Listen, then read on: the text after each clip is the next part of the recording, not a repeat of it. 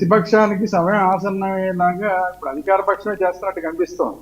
ఇప్పుడు మనం వేణుగోపాల్ గారు వైసీపీ మీద చెప్పిన ఒక లిస్ట్ అంతా చూస్తే, మనం కూడా గతంలో మాట్లాడుకున్న లిస్ట్ అంతా ఇప్పుడు వేణుగోపాల్ గారు చెప్పారు.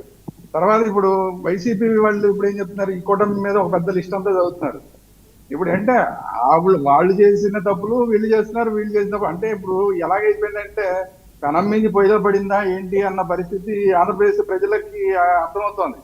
వాళ్ళు కాదని ఇప్పుడు ఎప్పుడో 2019 చంద్రబాబు నాయుడు గారి ప్రభుత్వం ఇది కాదు మనకి అనుకుంటే వైసీపీ వచ్చింది కదా, సరే వీళ్ళని బాగా చేస్తారేమో అనుకుంటే ఇప్పుడు మన వాళ్ళు వేణుగోపాల్ గారు పెద్ద లిస్ట్ చదివారు. అవన్నీ చదవడం వల్ల ఇప్పుడు 11కి వచ్చారు.